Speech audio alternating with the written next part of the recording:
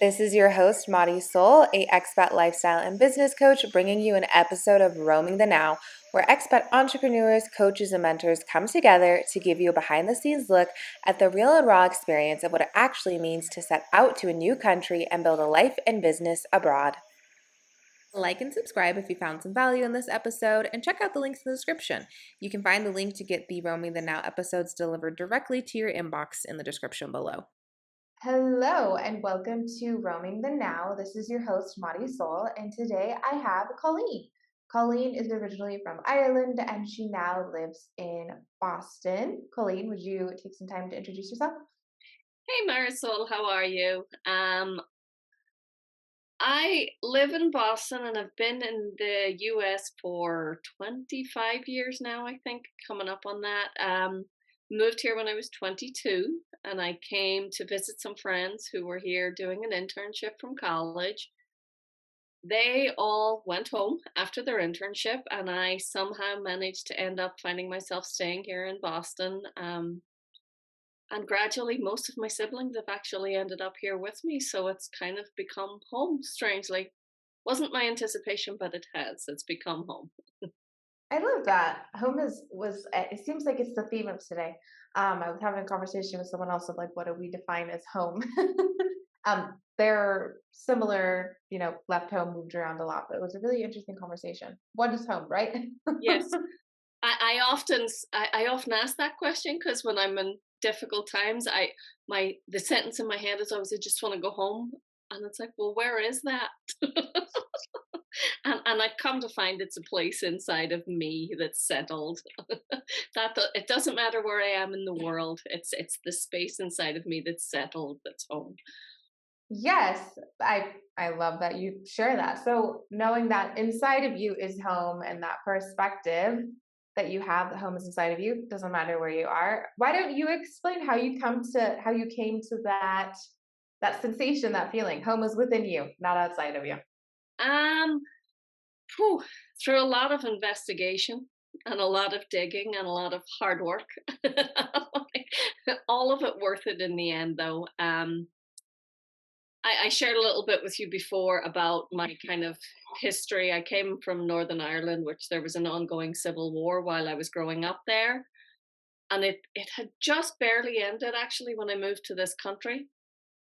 Um, and I thought it was all behind me. I thought it was all dealt with, and I was very good at intellectualizing everything that had happened. And then, unfortunately, I was working for the Boston Marathon when the bombing happened here. And as I often say, it imploded my universe, and my childhood came back and demanded to be processed. I just kind of went back into a major trauma response into all of those old feelings of having grown up with bombings and shootings and, all the other cultural traumas.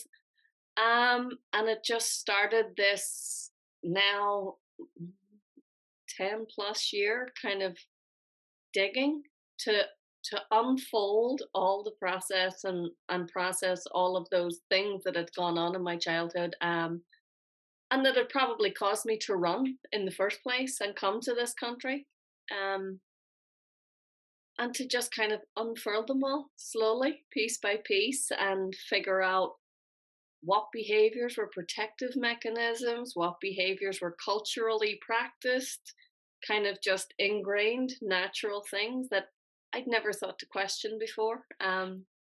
But just this different perspective and just this different reality to my life just gave me that, like, whoo, something shifted, and I had to go back and look at it all. So yeah, it's Yeah. been a it's been a slow unfurling process, but I've come to through all the digging to realize, I always thought I was going to land somewhere that was home, and again, as they say, wherever I went, there I was. I was bringing all that baggage with me, no matter where I went in the world. So nothing changed until I changed. Yeah. Yeah. And I think that's a really important thing to bring up because oftentimes people move with the intention of escaping, right? They're subconsciously trying to escape truths or they're trying to escape aspects of self. But as you just said, like wherever you go, there you are. Like there's not really there's not a way to move to another place and then magically like all of the past and those experiences that you've had are gone. Like they follow you wherever you are. And I know through our conversations you've shared how having a distance from where you grow up gave you really healthy perspective for your healing process. So are you open to sharing a little bit more about that? Yeah, most definitely. And again, it's through the unfurling of it all that I've realized the privilege I have to have had the distance to be able to look at the impact the culture had had on me, and how we the culture in and of itself was processing a lot of trauma. And therefore, I've come to learn that while you're in survival mode, there is no place for emotions, because emotions aren't beneficial whenever you're starving, and whenever you might get blown up or shot the next time you go to the store. There's no place for emotions. And so, as a culture, the Irish, are kind of stereotypically pretty hard and direct, and it's simply a survival mechanism. But then again, we're also renowned throughout the world for being the most kind, generous, giving, open people. And so there's always this kind of little bit of a conflict of knowing both of those things exist side by side. And I just feel like, having had the different distance, and also having experienced a bunch of different cultures around me in the US, changed my perspective to know, A, that there is another possibility, and there are different perspectives than the cultural one that I grew up with. And when I first started discussing it, I found my friends at home would get very defensive about, "Well, you make Ireland sound like this, and this." And I had to clearly state, no, I'm just stating facts. I have no judgment on it. It's just a fact that it was a harsh place to grow up. It was hard to deal emotionally because we're trained to push them down. But again, I've come to a sense of forgiveness and understanding that people were dealing with such immense trauma culturally, that there was no place for emotional, crying over I didn't get the right pair of shoes. My parents don't have the timers, but they're like, "We're worried you're going to die the next time you leave the house. We don't care about your shoes." So, having had again distance, and again, I absolutely understand the privilege I've had to be able to come away and have a different perspective and travel and change, and see how different cultures just process, communicate, and support each other in different ways. And none are good or bad. They're just different, and everybody survives the best way they know how. And so it's just, again, given me that position of being able to see there is an alternate. There is a different way to look at things and deal with things and manage things.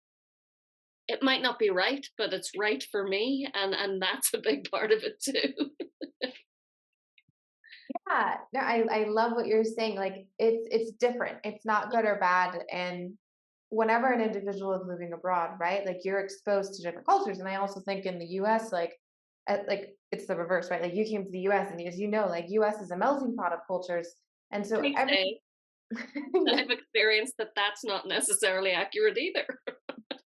Well, it depends where you are. I guess it depends where you are in the United States. It has the potential to be.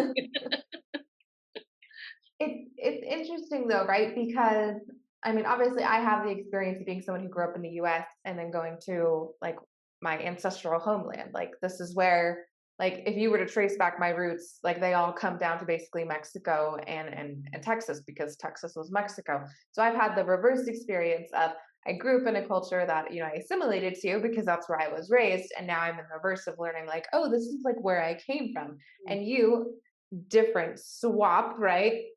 You moving from Ireland to the US gave you the perspective of understanding, oh, this is why where I came from is the way it is, and allowing you to like access those deeper levels of just, I feel like it's like acceptance and understanding, right? Yeah. Yeah.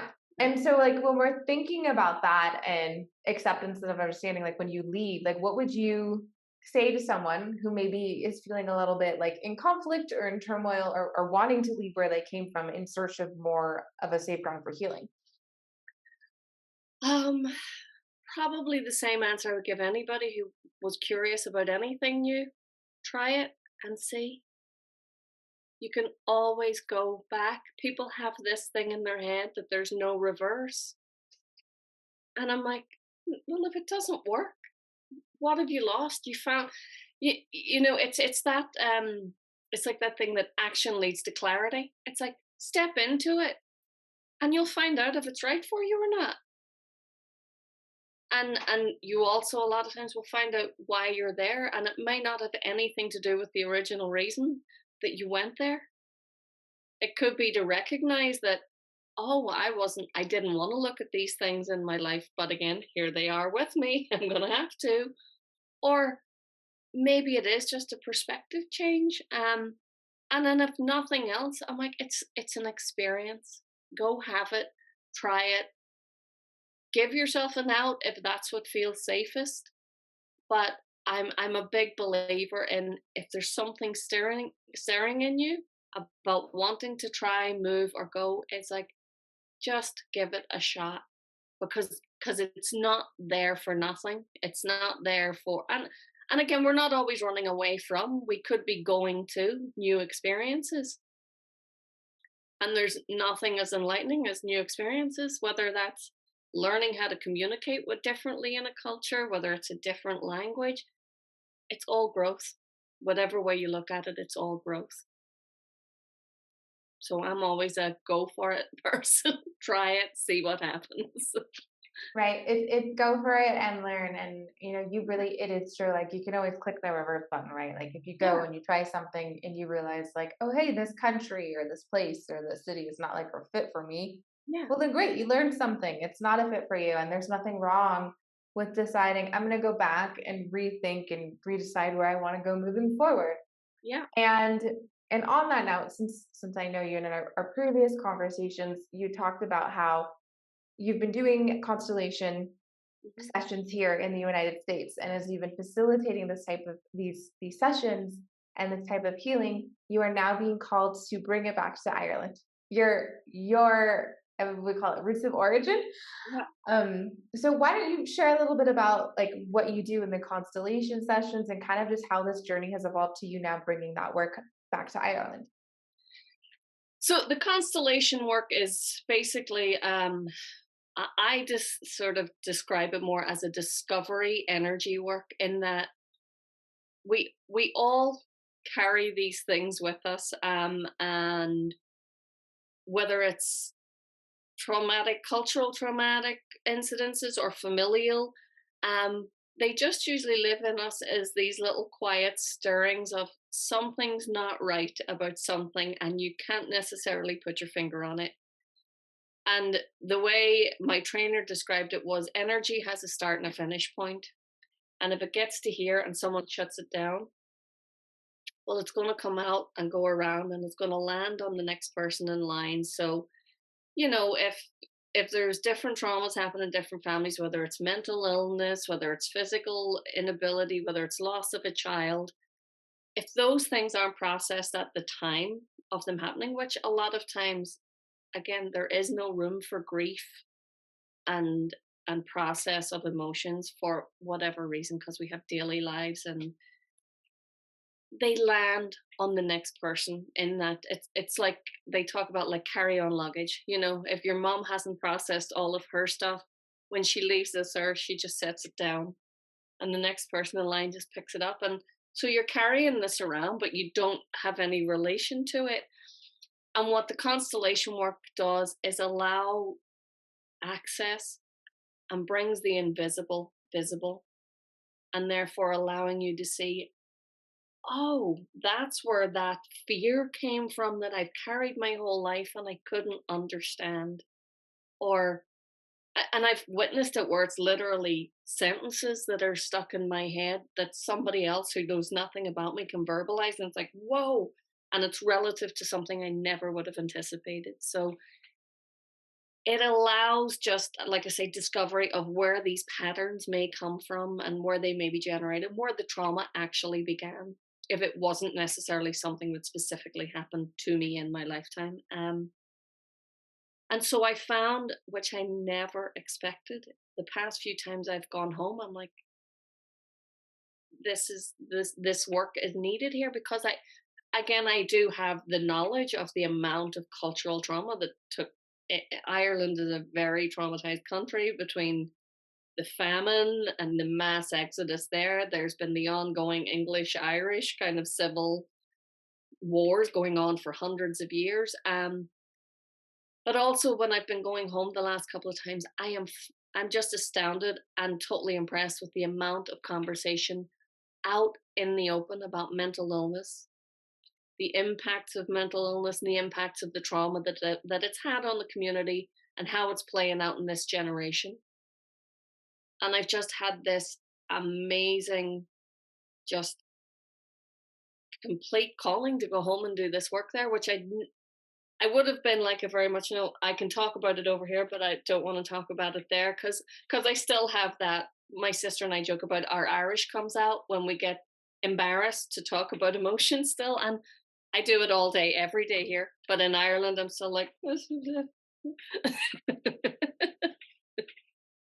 it's like, I know everybody's feeling this, but am I going to be the only one that's saying it out loud?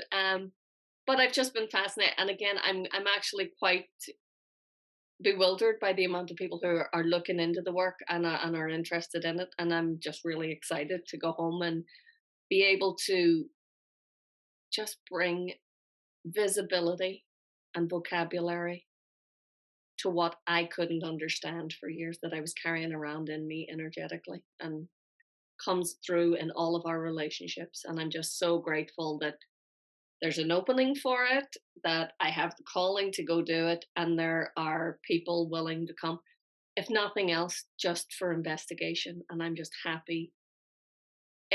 There's something in me just so excited, because for years I was afraid to talk about it, and now there's this platform and people willing. I'm like, it's so exciting to me, because I know the difference it can make. Yeah, Yeah. as someone who has experienced constellation work, it is super duper powerful, and I know that I've shared this in our conversation, but I do feel like part of me moving to Mexico was to heal ancestral trauma. Um, and like when I think about that a lot, people always ask me, "So why did you move? Like, why did you do this?" And I'm like, "Well, I don't really know. I just had this like intuitive pull."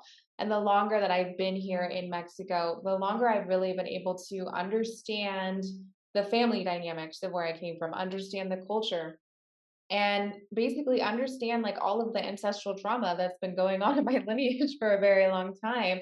And having that awareness and that discovery to realize I'm going to do things differently. So, as you said, I don't pass on my baggage, but I find it interesting, and it's kind of a joke between me and my dad. He goes, "You always go back to where you came from."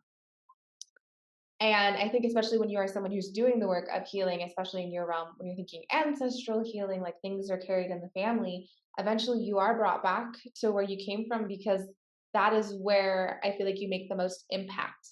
Like you make the most impact in changing the story or the narrative going forward in the lineage. Yeah. No doubt. And again, the fact that you've went back to where again, with no reasoning, no rational reasoning. I trust things like that. Like I say, I'm like, there's a rational reason, you just don't know what it is yet. And I trust those things too. Like I said, sitting down to train for this work, never would have anticipated doing it in Ireland, but the opportunities presented, and I felt this just strong calling to go back there. And if not like for anything else, just to I didn't have the vocabulary before. And that's what a lot of this work has given me. It's like, oh, there's an understanding, there's a vocabulary, there are ways to talk about this that aren't about blame and shame and judgment. It's part of life, and that's a big factor too. Is like, it's nobody's good, bad, or everyone's just doing the best they can. Mhm. And there's an amazing amount of forgiveness in that, and to be able to just again bring that back into a community that I see is working so hard to undo the damage that's been done. And the only way to do that is by communicating and being willing to put myself on the line and take that risk of whatever judgment comes at me for me. I'm like, what's my agenda here? To help, to help people heal. And if I can do any tiny amount of that, I'm willing to put myself on the line and risk, the whatever whatever people's judgment of what I'm doing is. I just know that uh, I know what it's done for me. I know the perspective change it's given for me, and again, I think just tiny bits of that dripping in allow everybody to just let their guard down. And again, that there is no judgment, there is no good or bad, there's no right or wrong. It's just what it is, and how do we interact with it in a way that's healthy, and allows us to go forward without creating the same patterns and the same behaviors and the same destructive, you know, continuance of old, again, pre-programmed survival mechanisms that may not that they're not required anymore in the culture the way it is, and I'm grateful to be able to see that, and also to see the strength in all of it, because what people have survived is astonishing, as I'm sure you've experienced there, when you actually look at it and witness what people have gone through and how they've managed to pull lives together in the midst of all of that. It's nothing but impressive to look at, and there's an amazing strength that comes from that, that can allow us to learn and do it differently. Yeah. I was like, I was very like, wow, okay. I was mesmerized a little bit by your words, because all of it is just like bringing really true. It is about bringing awareness. It's about understanding how to view things as more of like a witness, right? Like you're not labeling it, you're not judging it, you're not doing anything like to it, and you're just understanding the role and the impact that it played on you now, and then you get to decide, right, how you want to change that pattern moving forward. And traveling has been a really great, for me, growth experience, but I also feel healing experience, because I've been able to explore different ways of being and living, and really just acknowledge that there's no right or wrong way. There's just, as you were saying earlier, there's the way that works for you. So if you were to give any advice to someone who wants to move abroad or travel for a long period of time as a means to support in their healing process, like what words of advice would you give them? Hmm. It's always interesting because it's so individual, and I would say always just be careful. I am not. I have traveled to lots of countries by myself as a single girl, and I've never felt unsafe. But I feel like I've always done. And again, I'm not an overly worried or cautious person, but there's a certain sensibility that you need to be aware of. Cultures work differently, and for example, I went to Africa. I did the research first, and it's like, yeah, I'd have been wearing little summer dresses here in the US, but I won't wear that in Africa because of how the culture views it, and it's also disrespectful up to a lot of places. So I would say just do your research. I try my best usually to reach out to somebody that's from there and lives there, and ask, is it safe for a female to travel by herself? What advice would they give as a local? And I would always say try to stay out of big cities would be my advice, because you tend to not experience the culture in the country when you're in a big city, because they've become so like homogenized and they're all very similar. I mean, when people ask me about going to Ireland, I'm like, fly into Dublin, spend a day, and get out of there. There's lots of beautiful history in Dublin, but it's any other European city at this point. And I'm a believer in going to small villages and experiencing the local community. And I think that one of my biggest factors of traveling has been to learn that most people in the world are good. Most people are kind. Most people are willing to step out of their way to help strangers in need. But be close to your instinct. And if your gut's telling you to get away from something, get away from it and don't be afraid. I'm like, certain places I go, I lock my car. I normally don't lock my car. It's I'm always like, don't be free will. Don't forget to bring your instinct with you when you travel, and don't think because it's sunny and beautiful and the beaches are perfect that there's no crime or risk or danger, but also don't approach it with danger and fear as a factor. Consider your options, do your research, and then go enjoy it. Yeah, I think that's really great advice, especially to anyone who is like a single, single female identifying traveler, because it's a different experience, right? Being a female traveling. And I feel that, doing the research, seeing if you can connect with someone local as well as staying out of big cities, like, I on some levels I have unconsciously done that, just because I'm not a super big fan of big cities. I love to explore them, but I lived in Mexico City here for a while, and I felt very unsafe there. I was constantly on guard just because it's so populated. But where I live here, even though it's further away from the city, it's like 2 hours, like it's safe. Like if I were to forget to unlock my car, for example, like to lock it, like it'd be fine. Like maybe if I forgot to lock my door, if I'm only going to be away for an hour and a half, nothing's going to happen. And so I feel like most people are afraid to go off the beaten path sometimes. But if you do your research and really familiarize yourself, sometimes going off the beaten path can actually be more safe because that's not where everyone is. So I think that's a very, very good point of view. And also, as you said, you get to really immerse yourself in the culture and really experience it. That's why here, when people when people tell me they're coming to Mexico and then, they mention the tourist spots, I was like, okay, cool, like enjoy. Sometimes they say, do you want to go? And I'm like, I'm okay. You let me know when you're close by. Can meet up with you somewhere because it is just essentially a mini playground for Americans. And I have gone since moving here, and I was like, I feel like I'm in America again. Everyone speaks English. What happened? And then saying that too, I'm like, also know yourself. And I would say put yourself out of your comfort zone, but not so much that you feel threatened and uncomfortable. Because again, there's no healing when you can't settle. Yes. And I know I don't mind bugs and I don't mind dirt and I don't mind this. So some people are completely on edge the whole time. If that's, I would say it takes me a day or two to get used to it again when I go travel in, tropical countries. I'm like, oh yeah, that's right. There's bugs and critters everywhere. But if you're totally uncomfortable with that, it's not going to be a safe space for healing for you. Yes, there's some accuracy to that because I used to be very bug averse, but since moving to Mexico and spending a lot more times in like the mountainous regions, I've actually become so much more comfortable with bugs. It's like the weirdest thing. Like obviously, I discovered through living here we have scorpions. They're not very big, but they're small, and they love to get into your laundry, and they love to like sneak up in places they shouldn't be.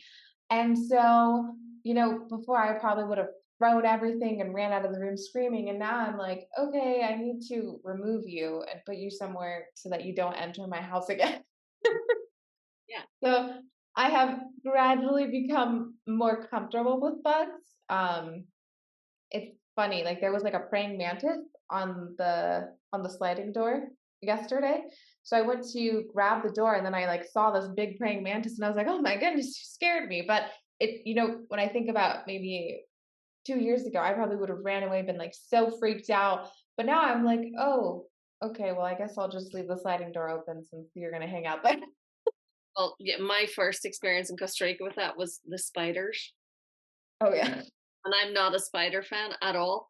But it was like, again, know yourself. I knew that I'm like, okay, I'm going to have to be comfortable being uncomfortable in certain regards. But my sister would have just been like, nope, I'm getting a plane and going home right now. And I know people like that. Whereas I'm like, it's going to be an adjustment, but I'm okay with making that adjustment. But again, if you're not, also know that and go stay in a sterile hotel and be there. Like, whereas that feels unsafe to me amongst too many people. There's too much pressure to do certain things certain ways, and I don't like it. Very valid. I think that's a really good point. Obviously, put yourself in a. I find it's like it's the growth zone. So you're not in the place where you're too uncomfortable, where you go into danger and you don't want to do anything, but you're not too comfortable where nothing's new and you're not challenging yourself. So you put yourself on that sweet spot, the growth zone, where you're able to heal or grow or do things differently in a way that honors your nervous system and also just honors like your zone of risk because it's Yeah. like not, I, everyone's risk level is different. I'm always like one footstep on the far side of fear. That's where I think is a good place to grow. I'm like, don't jump 10 footsteps over because you're just gonna hate everything and want to go home. I'm like, and that's not conducive to growth either. That's just conducive to terror and more fear and more trauma. Like, Yes. Everything has its process, just like nature. That's honestly how I've come to view things. And so, yes, it's good to challenge yourself, but don't challenge yourself to the point where you're paralyzed with fear. challenge yourself, but trust your gut. Yes, Also, yeah. exactly. Okay. Well, thank you, Colleen, for taking the time and sharing your story and your perspective, and especially your modality of constellation healing. Experienced it firsthand. It really is super powerful. So, if anyone is interested in reaching out to you or contacting you, what would be the best method? So I have my website is it's family constellations with an S ni.com, and I can send that to you too to put in the link for this. Beautiful. Okay, wonderful. So if you are interested in family constellations work and just connecting with Colleen, you can check out our website. I really do highly recommend it. It is very challenging in the US, at least when I was in the US, to find a family constellations person. They're We're far and few. growing. They're far and few. So with that being said, thank you for tuning in. This is Marisol, your host of Roaming the Now, signing off until next time. Thank you. Thanks for tuning in to this episode of Roaming the Now. And until next time, make sure to like and subscribe if you found some value in this episode and check out the links in the description.